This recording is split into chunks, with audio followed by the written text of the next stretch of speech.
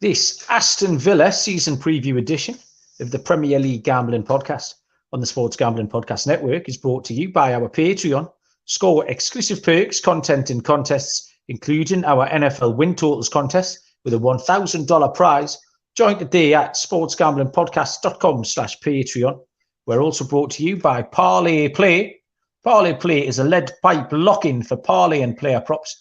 Go to parlayplay.io. Use the promo code SGP for a 100% deposit bonus today. Welcome, everybody, to the Premier League Gambling Podcast on the Sports Gambling Podcast Network.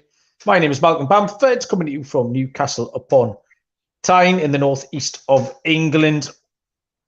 We are here today with the penultimate, I believe, episode of our season preview series. We've done a podcast for every team, all 20 teams covered. And tonight we are going to cover Aston Villa with the more than capable help of Mr. Barry Penaluna. Bazza, we're nearly there, son. We've nearly done it. Two to go. Fantastic. Yeah, so any Villa fans who are joining us for the first time, welcome along. First and foremost, you might hear some Newcastle fans saying nice things about Aston Villa. Which hasn't happened for a little while. But wherever you found us this occasion, Spotify, Apple, Google, is where you'll find all of our stuff. Twitter is at SGPN Premier, and YouTube as well at Premier League Gambling Podcast. We've found some pick shows, a couple of pick shows a week covering all the Premier League action. Make some bets. Sometimes we do okay, sometimes we don't. Baz was on fire in the AFL last weekend. So, yeah, come along and find that. Like, rate, review, subscribe, and get involved. Yeah, it's always good fun. Plenty of Premier League chat and maybe a bet or two that we win along the way. Baz, Aston Villa. Now, what a funny relationship, I would say, I've had over the years with Aston Villa and sort of Newcastle fans have had over the last few years. And then all of a sudden, in the last 4 months, we all love each other. What's going on there? Do we all love each other? I think so. Well, it seems like you love them. No, everyone, all Villa and Newcastle fans are all delighted that we're knocking up the big, however many they decided is this time. Yeah, I don't mind them, the fact they're on the up and what have you. But I mean, the whole thing with Villa, wasn't it, was brought about by their fan totally overreacting to our relegation. Wasn't it, back in 2009? That's where it all came about, wasn't it? It is. So that is how it came about. You're right. It was a completely over the top reaction. Sub on the Tyne, Baz. Sub on the Tyne, aye. Who's the next Messiah and all of that? 2009. I mean, it was a miserable season. It just happened to culminate in a defeated Villa. I mean, yeah, Villa fans might go on like they sent us down, but we sent ourselves down long before that, to be fair. Yeah, true story. Damien Duff own goal in that one, I seem to remember. Made that worse. I watched that in Terza's bedroom of all the miserable places to get relegated as well. So, yeah, it all came about from that. All a bit silly, really. I don't know why, because there hadn't really been any rivalry between Newcastle and Villa before. No, not at all. And that kicked it all off for many years for some reason. Well, obviously, I lived in the Midlands for a long time. I lived in Worcester, so it was all Midlands supporters. And I think the least respected of all the Midlands fans were Villa, like West Brom Wolves, the Blues, Birmingham, even as far afield Forest, Coventry, out anything like that. Just took the piss out the Villa fans. It was they didn't get along about much, but they all knew that it was fine to take the piss out the Villa fans. Villa fans use the past tense, we're always just a bit whingy and seemed to have, they were a bit like Middlesbrough, and they had this remarkable ability to stop watching the team in large numbers. They are the only two clubs I've ever known that were able to do that. I went to Villa Park a couple of times, never seen us win, as discussed. I never went away. Peter Crouch's debut for Aston Villa, Crouch scored in a 1-1 draw. Alan Shearer scored that one. I was at the game where Dwight York was playing up top and we had Shaka Hislop in goal. And they knew each other from, I think they played together for Trinidad and Tobago. And they played cricket together. So every time they got a corner, they were just arsing around them while cuddling and tickling each other's balls and all that sort of stuff. So I've been to Villa 3 times, I think, without seeing us win.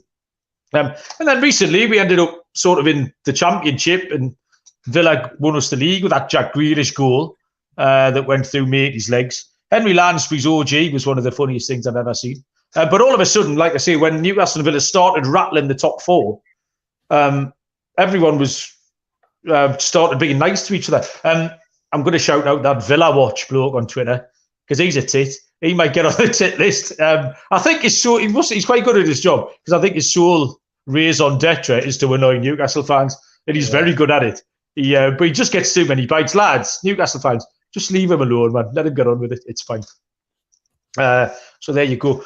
We're going to have a look back on how Villa went last year, project how they might go this year, and make some betting picks as a result of our chit-chat. I'll tell you first about our Patreon, the Sports Gambling Podcast Network. Patreon, you can get exclusive access to contests, including the NFL win totals contest. That's got a $1,000 first place prize. And besides the season-long contests, they've got weekly contests just for the Patreons. The monthly SGP Stories podcast is on there, the Discord channel. So yeah, help us prevent corporate gambling. Do your part and sign up today. sportsgamblingpodcast.com/Patreon. That's sportsgamblingpodcast.com/Patreon. Odds-wise then, Baz. Well, Villa finished 7th last year, 61 points. To win the league this time around, they are 100-1. The top 4 finish is 7-1. The top 6 finish is 9-4. The top half finish is then 2-9, minus 450. 50-1 to get relegated, and 3-1 to finish in the bottom half. You're talking about Villa last season. You're talking about Aston Villa in 2 parts. The shambolic Steven Gerrard part, which made me laugh. We didn't want him to do very well. Andy Julie didn't. They only won 3 of 13 games under Gerrard before he got the 9-10 jack. And then Unai Emery came in and guided them from way down the bottom all the way up to a 7th place finish in European football next season. Emery's an excellent manager. Emery was offered the Newcastle job. Didn't feel in a position then to take it and sort of water under the bridge as Eddie Howe's coming and done excellent. But he's very experienced. He's got a clear ideology. He's given Villa a clear identity. And I think in his second season, I mean, this is part of the reason I'm so high on the Baz. In his second season, I think you have to expect improvement again. And part of that is what we've just seen in Newcastle. Howe had half a season, finished strong. And then, wow, you can then see when they really implement what they're trying to do. That's when, and add some new players to it. So we've just seen that as a comp. I see Aston Villa very much as a comparison to what Newcastle are doing. So in the second season, I think you have to expect improvement. I think they've got far fewer questions to answer than Liverpool, Chelsea, Tottenham, maybe even Manchester United. And I just don't know why they won't improve. They spent some good money on good players, and I can only see upside. I don't know why they would go backwards, but I cannot think of a reason why Villa would drop off and finish 10th or 11th or something. Yeah, I mean, I think we're both expecting a good season from Villa. From the stuff we put out on the other preview shows where we've took Villa to finish above various teams. I mean, it's not a massive revelation. I think the vast majority of people seem to be expecting good things or a good season from Villa this year.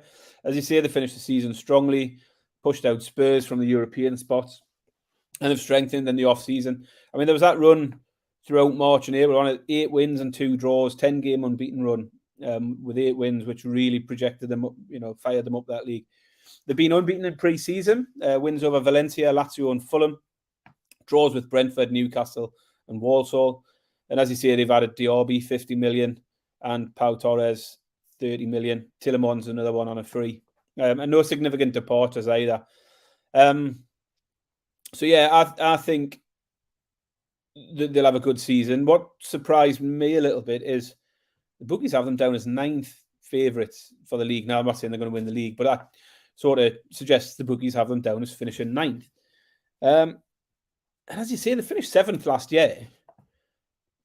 I don't see them dropping back 2 spaces.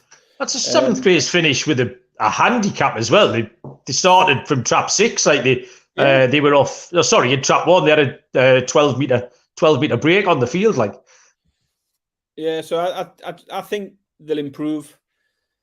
As I say, Emery's a great manager. The signings have brought in look good. I mean, Derby was one Newcastle were linked with for a while. Looked a real quality player over in Germany. I think he'll be good. And if they can keep Watkins fit, I can only see them going from strength to strength and being a real challenge for top 6 and top 4 spots potentially. Yeah, a full season of Diego Carlos as well. Villa have been shopping very much in the same stores as Newcastle. Newcastle Twitter had a little meltdown when they signed Diaby. Like when anyone signs a player, Newcastle Twitter think, "Oh, we should sign him." And I think we went to Harvey Barnes, which is fine. Diego Carlos, though, was one that Newcastle were very strongly linked with last year, and then he got injured, missed the season, so you get a full season out of him. Paul Terrace. I'm not that keen on Tielemans. I think it's his face, which isn't a great analysis. Do you know what I mean? This is why I'm not on the coaching staff of a Premier League football club, but he looks like he's made out of plasticine. So I'm not sure that's ideal really for a holding midfielder. Ollie Watkins was outstanding. Villa have smashed Newcastle at their place. That was a game they were really up for as well. That was a bit like our game against Arsenal last year. They smashed us 3-3. No, they smashed us 3-0. We never got the other. 3-0 at their place, wasn't it? 3-3 Yeah. was it? I was going to say. I think I had it the other way around.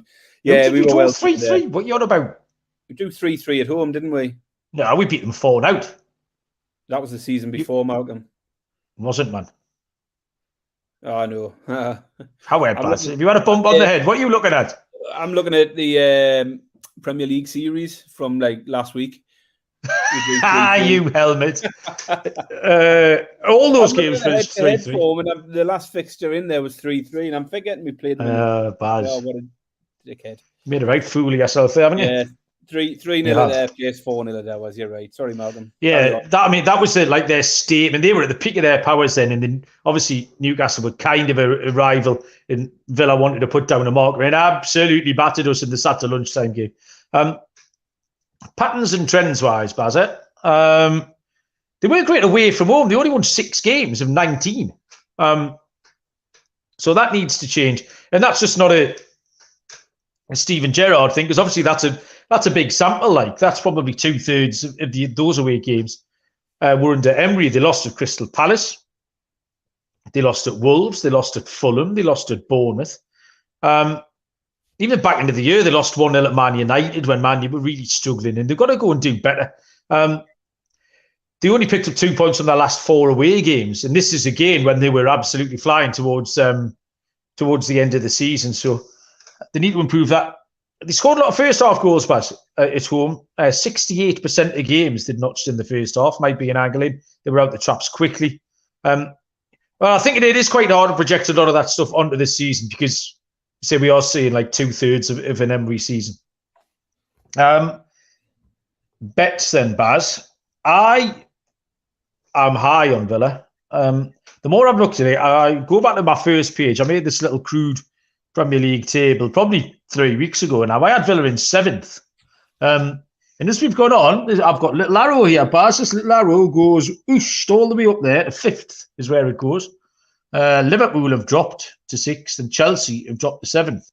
So I've got Villa finishing in 5th place. So translate that into some bets. Top 6 is 9-4 plus 225. I think that's a really good bet for Villa, even if they're not as good as my 5th. You need to shop around a bit more, Malcolm. You can get 11-4 for Villa to finish top 6, so plus 275. Yeah. Oh, well, there you go. I mean, with always that, just depends whichever book I open on the day. I'll use one rather than flicking around. That's your job. I can't do everything for you. So yeah, 11-4. That's even better, Baz. Bite your hand off. Not quite brave enough to go top 4 at 7-1. You can probably find bigger as well. There are loads of good options, though. Obviously, if you're high on a team, there's always good options in the finish higher than markets. I've got 2. One of them's short. One of them's not going to make you rich, but Villa to finish higher than Spurs is 6-5 plus 120. But Villa to finish higher than Liverpool is 13-2, 6.5 to 1. Liverpool got a lot of questions to answer at the minute. They haven't got a midfield for a start. Alexis McAllister's going to be stood there like, hello, where's everybody else? There isn't any They're all good. They've all got to Saudi Arabia, Alexis. Don't fancy the back four. There's nothing to address that. And then they've got all of those blokes who are going to run around and score loads of goals. They're shaky, is what they are. I think Villa can do them in, Baz, at 13-2. Ooh, bold pick. I like it. Thank you very much. As I say, bookies having Villa down as around 9th, and I think it's a bit low. So similar to you, it opens up a few options in the market for Villa to finish above teams like Brighton, Spurs, Chelsea. I didn't look as high as Liverpool. I've got Liverpool finishing above them. I've got Villa up in 6th, though. If I was going for a short price one, then Villa to finish above Spurs, 6-5 plus 120. But I've got them in the top 6, and I think 11-4 plus 275 for Villa to finish in the top 6 is a good bet. Yes. I love that, Baz. I've just scribbled out your 9-4 and put some 11-4 on. Okay, so we're going to have a look at some fantasy players that might have come on your radar for Villa as well. I'll tell you about Parlay Play. Parlay Play is a great way to get down on your favourite parlayed player props. NFL season is right around the corner. Parlay Play will have all your favourite props. Parlay Play is available in a ton of states, including California and Texas, plus our good friends up north. Parlay Play is available in a bunch of provinces in Canada. When you sign up with our code, you'll get a sweet bonus to get started. A Parlay Play that I like very much is Manchester City to win the league and Sheffield United to finish bottom at plus 450. Head over to parlayplay.io. Use the promo code SGP for a 100% deposit bonus up to $100. That's parlayplay.io, promo code SGP. So we do have a listener league running for Fantasy Premier League this year. If any Villa fans want to come and have a game, by all means, come and have a game. The code you need is CVVQAB. Baz, I haven't written any phonetics down for this. We're going to have to wing it. Crouch. Any V's? Come on, help me out. Oh, I'm struggling. Villa. Crouch, Villa. Quinn. There's always a Quinn. Crouch, Villa, Quinn, Aston. Benteke. Oh, Benteke. Crouch, Villa, Quinn, Aston, Benteke, CVV, QAB. Well done, Baz. Christian Benteke always had the short sleeve shirt and the gloves, and I never understood that.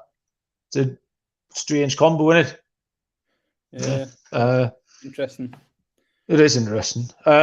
There's money up for grabs, Villa fans, 150 quid if you want it. There's merch. Me and Baz are both merched up tonight. We're proper corporate shills, aren't we, Baz? We'll do anything for the Yankee dollar. It's embarrassing. And the egg in a cup as well. Money can't buy that sort of shit. So come and enter and have a game with us. Baz, you are the FPL expert. So Villa players, who we picking? Malcolm, you've finished every show telling everyone I'm an FPL expert. And I'm a little bit concerned that people are going to have expectations of me. What I'd quite like to do mainly is distance myself from just being shite at it. So if I put it on your toes and kind of people... If being better than you makes me an expert, then so. You're an expert. I mean, there's one name that jumps straight off the page. That's Watkins. 8 million for a striker who scored 176 points last year in Fantasy Premier League. 15 goals and 8 assists last year. He's definitely one on the radar. Particularly, originally had Gabriel Jesus in there. I'm still not sure whether I'd want to go with the Chelsea striker Jackson. If I don't go with Jackson, it might well be Watkins that starts the season for me. Defensively, Pau Torres at 4.5 million. It's a cheap price in a team that we expect to go well. So Torres is definitely one to keep an eye on. But the most intriguing one for me is Diaby. 6.5 million in midfield. Firmly on the watch list for me. He could even sneak into my team before Saturday. He's in that same price bracket as players like Matoma, March, and Ciso from Brighton. You've got Eze from Palace. I think less people will be starting with Diaby because he's new to the league. But I think he could become a bit of a bandwagon if he starts well. So 6.5 million, if he does start well, he's suddenly going to end up in a lot of teams. I think he's had a good pre-season for them as well. I was just going to have a quick look to see what his goals. He's definitely got at least one in pre-season. He got two, I think. I think I saw him notch a couple his first two games. Scored against Brentford, scored against Fulham. So he's off to a decent start there. So 6.5 million, I think that could look a bargain by the time we get a month into the season. So I'm very tempted with Diaby from the off. All right, I'm going to give you a would you rather then here, Baz, because there's another 6.5 million midfielder who was in my team that you haven't mentioned, and that is Harvey Barnes. So Diaby or Harvey Barnes, Baz? Harvey Barnes scores like minimum 13 goals a season. Yeah. I mean, the reason I haven't got Harvey Barnes at this point is because of Newcastle's fixtures. Okay. So that would be the only thing for me. I mean, I'm just looking. Villa start with Newcastle, Everton, Burnley, Liverpool, Palace, Chelsea. Newcastle, horrible start. Villa, Man City, Liverpool, Brighton. It's them first four. Man City, Liverpool, Brighton, and Villa in your first 4 games. It's putting me off any Newcastle players, but that's not to say I wouldn't move from. You could take Diaby for Villa's first 3 games, Newcastle, Everton, Burnley. You're getting 2 really favourable fixtures there. And then when Villa play Liverpool away, you switch over at that point to Harvey Barnes. So that'd be my thinking. From the off, Diaby. Long term, probably Harvey Barnes at this stage. Yeah, fair enough. Nice one, Baz. We've knocked that out in pretty record. This might be the quickest one we've knocked out so far, but it was pretty positive, really. It's a bit weird saying I'm kind of quite looking forward to watching Villa this season, but I do think that anyone who's getting amongst Tottenham and Arsenal and Liverpool and Man United, if they're going to help us rattle those teams, then I'm all for it. Like, so, you got any other strong Villa thoughts before we let the people go? No, that's all from me. Ready to move on to the next one. We've got to record our $1 million show, £1 million. The $1 million show is coming out. So yeah, the concept of that is we're going to take £1 million fun pounds. We're going to bet it on anything we like. Premier League futures for the rest of the season. So we did all right with the World Cup £1 million to American, but yeah. So go and listen to that. Go and listen to everything. Make some bets. Come back and join us again. Until then, we will see you down the road. Cheers.